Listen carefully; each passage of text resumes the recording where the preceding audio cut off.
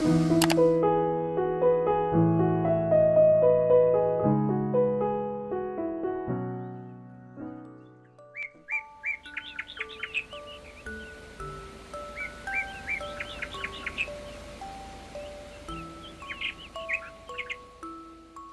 নদী আর ঝর্ণা দিয়ে ঘেরা উত্তর পূর্ব ভারতের মেঘালয় রাজ্যটি 3টি পাহাড় নিয়ে গঠিত, গারো, খাসি আর জয়ন্তিয়া।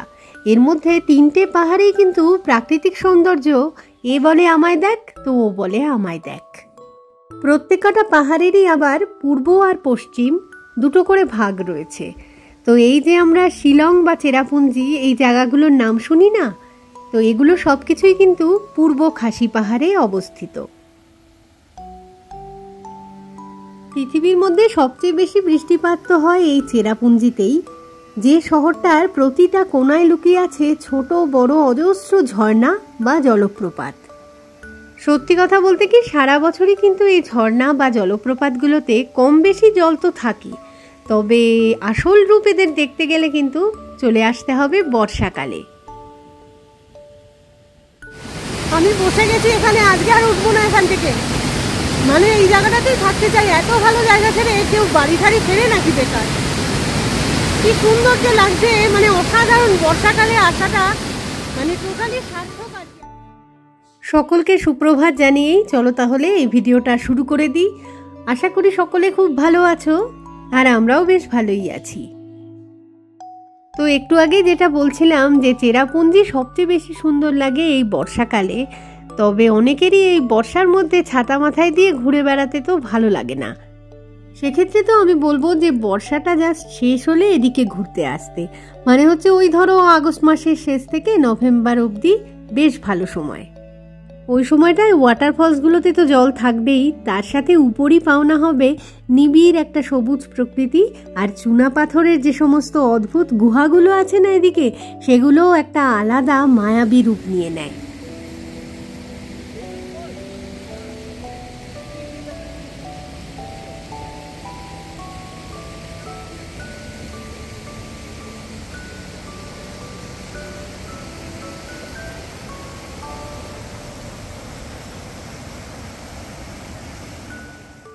আগে একটা ভিডিওতে আমি দেখিয়েছিলাম কি, হাতে যদি একদিন সময় থাকে সেই একদিনে শিলংয়ে কি কি জায়গা ঘুরে দেখা যেতে পারে।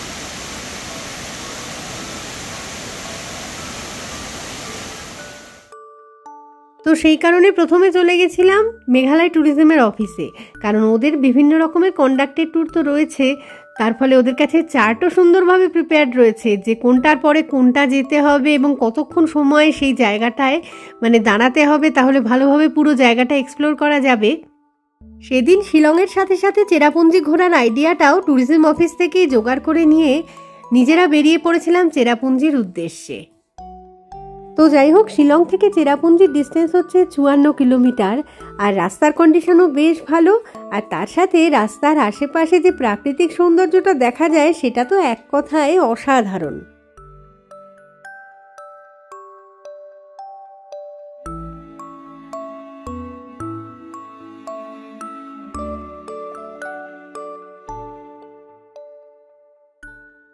তো আজকের এই যাত্রাপথে প্রথম যে সাইট সিইং পয়েন্ট আমাদের সামনে আসতে চলেছে সেটা হচ্ছে মাও ডক ডিম্পেপ ভ্যালি। ব্রিজটা পেরিয়ে চলে এলাম, তো ডান পাশটায় কার পার্কিং স্পেস রয়েছে, তবে আজকে প্রচুর ট্যুরিস্ট তো তার ফলে কার পার্কিং স্পেসও টোটাল ফুল হয়ে গেছে। আমরা একটু ওখানে এগিয়ে গিয়ে আর কি গাড়িটা পার্ক করব।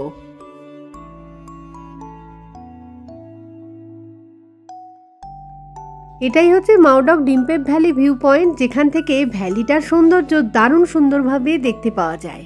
সিঁড়ি দিয়ে আরো কিছুটা পথ নামলে একটা সুন্দর ওয়াটারফলস দেখতে পাওয়া যায়, যার নাম হচ্ছে সুনপুরি ওয়াটারফলস। তো এর জন্য 50 টাকা করে টিকিট কাটতে হয়।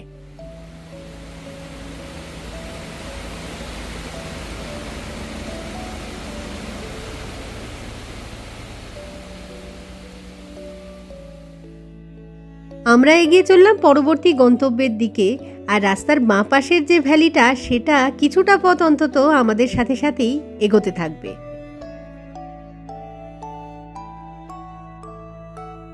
আকাশ যদি পরিষ্কার থাকে তাহলে এই ভ্যালির সৌন্দর্যটা দেখার জন্য গাড়ি থেকে একটুখানি নামাও যেতে পারে।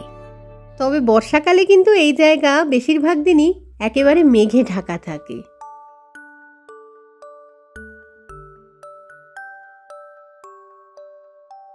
কিছুটা পথ এগিয়েই আমরা পৌঁছে গেলাম চেরাপুঞ্জি রামকৃষ্ণ মিশনে।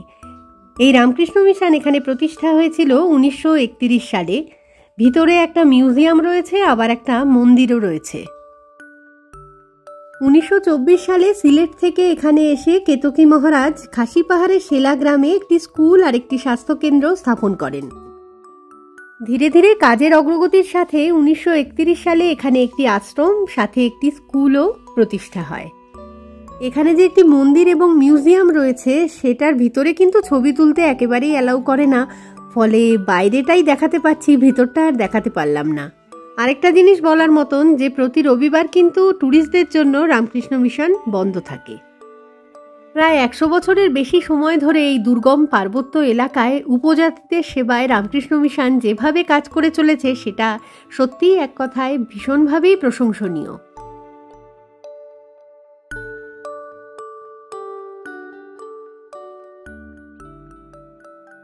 এখান থেকে বেরিয়ে ব্যাগ ভর্তি মেঘকে কাঁধে ঝুলিয়ে চললাম আমরা সামনের দিকে। পথে পড়েছিল ওয়াকাবা ওয়াটারফল, যেখানে মেঘের চোটে কিচ্ছু তো দেখতে পাইনি। ক্যামেরায় কতটা বোঝা যাচ্ছে জানি না, তবে সামনে পিছে ডাইনে বাঁয়ে কোনো কিছুই দেখতে পাচ্ছিলাম না তখন মেঘের দাপটে। কিছুটা আন্দাজে ভর করেই গাড়ি চলল নওকালিকাই ওয়াটারফলসের দিকে। যখন আমরা নওকালিকাই ওয়াটারফলসে গিয়ে পৌঁছলাম তখন মেঘেরা এমনভাবে পুরো জায়গাটাকে ঢেকে রেখেছিল যে মনে হচ্ছিল আজকে বোধহয় ওয়াটারফলসের দর্শনই পাবো না। কিছুক্ষণ তো ধৈর্য ধরে দাঁড়ালাম, আর ততক্ষণে আমাদের ইচ্ছে শক্তির কাছে মেঘের দল হলো পরাজিত, সরে গেল তারা। দেখা মিলল নওকালিকাই ওয়াটারফলসের।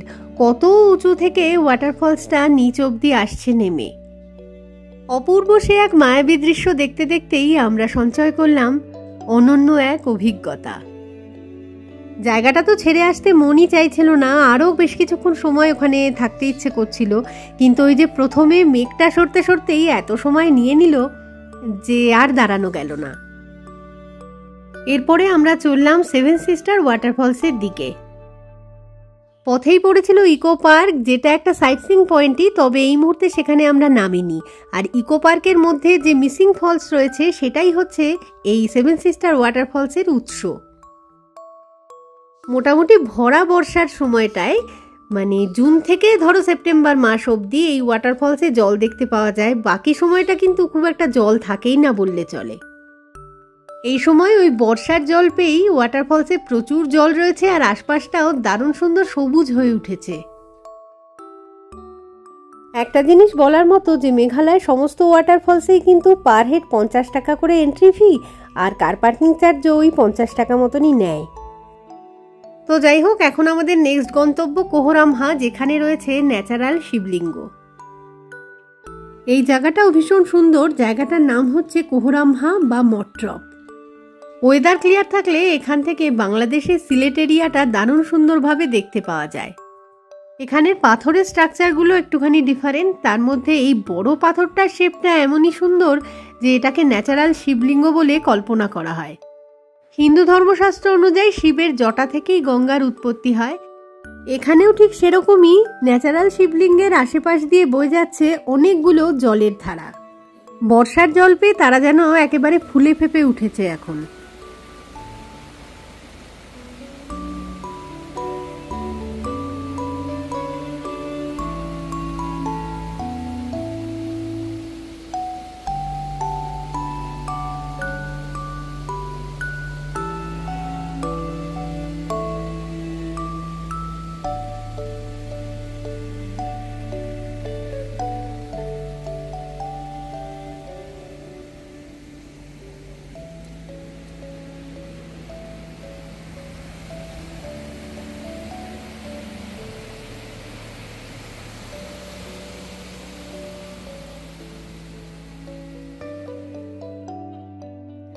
এখন আমরা ঢুকছি থাঙ্গারাং পার্কে, যেখানে রয়েছে একটা বোটানিক্যাল গার্ডেন।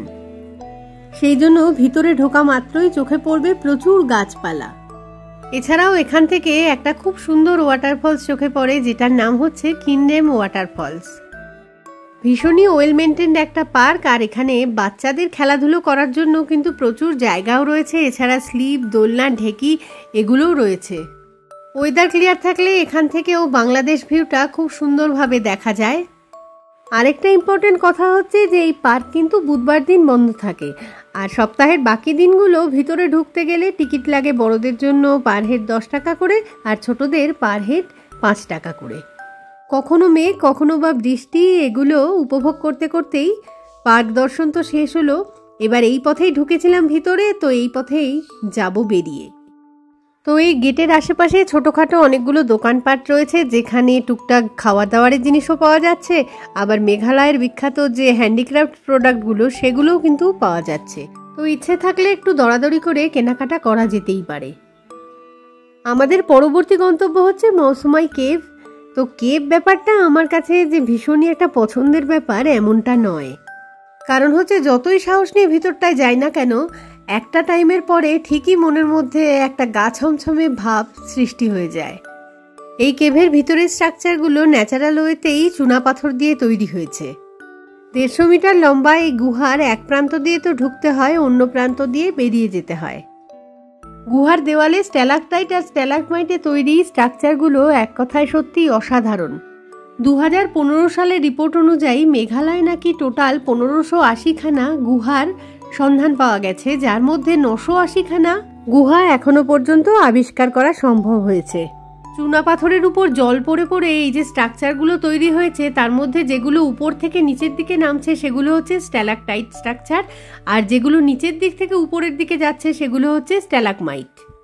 এই স্ট্যালাকটাইট আর স্ট্যালাকমাইট দুরকম স্ট্রাকচারই যেখানে একসাথে মিশে থাকে তাকে বলে হেলিকটাইট স্ট্রাকচার। আচ্ছা, একটা জিনিস একটু বলে নিই যে থাংরাং পার্ক থেকে যখন কিনরেম ওয়াটারফলসে দেখলাম তখন মনে হলো এটাকে সামনে থেকে একটু দেখতে চাই। তো আমরা সেখানে গেছিলামও। তো সেটা তো একটা এক্সট্রা যাওয়া, সেই কারণে ওই ক্লিপিংসটা না হয় আমি পরে যোগ করছি। এমনিতে এই ট্যুরটা যেমন চলছিল তেমনই এগোতে থাকুক। চলে এসেছি এখন ইকো পার্কের গেটের সামনে। ভিতরটায় ঢুকতে গেলে টিকিট কাটতে হচ্ছে পার হেড 20 টাকা করে। অনেকটা বড় জায়গা নিয়েই এই ইকো পার্কটা তৈরি হয়েছে। তো বাচ্চাদের খেলাধুলো করার জন্য কিন্তু মানে দারুণ সুন্দর জায়গা এটা, কারণ প্রচুর স্লিপ, দোলনা এগুলো তো রয়েছে। বাচ্চাদের ভীষণই মজা লাগবে সত্যি। আকাশ হালকা করে মেঘাচ্ছন্ন থাকলেও সামনের এই ভ্যালির ভিউটা কিন্তু দেখতে বেশ ভালো লাগছিল। দেখতে পাওয়া যাচ্ছে যে একটা জলের ধারা উপর থেকে একদম নিচের দিকে নেমে যাচ্ছে। তো এটাই হচ্ছে 7 সিস্টার ওয়াটারফলসের উৎস। ইকো পার্কের এই পাথরের ধারে এসে যেটা মনে হয়, হঠাৎ করে জলধারাটা যেন উপর থেকে নিচে পড়ে কিরকম প্রকৃতির বুকে বিলীন হয়ে চলে গেল, যেন হারিয়ে গেল। সেই কারণেই বোধহয় এটার নাম হয়ে গেছে মিসিং ফলস।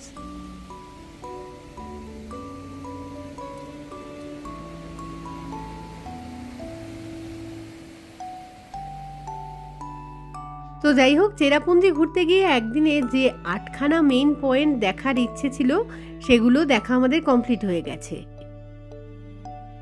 তবে ওই যে একটু আগে যেমনটা বলছিলাম যে কিনরেম বলে একটা এক্সট্রা ওয়াটারফল দেখতে চলে গেছিলাম, তো সেটার ক্লিপিংসটা এবার একটু যোগ করে দিই। সারাদিনে 8 পয়েন্টসের যে কন্ডাক্টেড ট্যুরটা হয় তার মধ্যে কিন্তু এই কিনরেম ফলসটা আসে না, কিন্তু আবার এইটা এতই সুন্দর ওয়াটারফলস মিস করারও তো কোনো মানে হয় না। তো কেউ যদি এখানে ঘুরতে এসে এই কিনরেম ফলসটাকে দেখতে চাও, আমি বলি কি ড্রাইভারের সঙ্গে আগে থেকে কথা বলে নাও যে কেভ বা পার্ক এগুলো আমরা দেখবো না, বরং এইটা দেখে নেব। এই কিনরেম ওয়াটারফলসে যাওয়ার রাস্তাটাই পুরো এত সুন্দর, কতগুলো জলের ধারা যে উপর থেকে নিচের দিকে এসে নামছে, যে কি ভালো লাগে এই পথটা দিয়ে যেতে কি বলবো। আর রাস্তার কন্ডিশনও কিন্তু বেশ ভালো। তো যাই হোক, এই কিনরেম ওয়াটারফলসটাকে দেখাতে দেখাতেই এই ভিডিওটাকে না হয় শেষ করছি। খুব তাড়াতাড়ি ফিরে আসবো আবার একটা নতুন ভিডিও নিয়ে। তো ততক্ষণের জন্য টাটা, আর সঙ্গে থাকার জন্য সকলকে জানাই অসংখ্য ধন্যবাদ।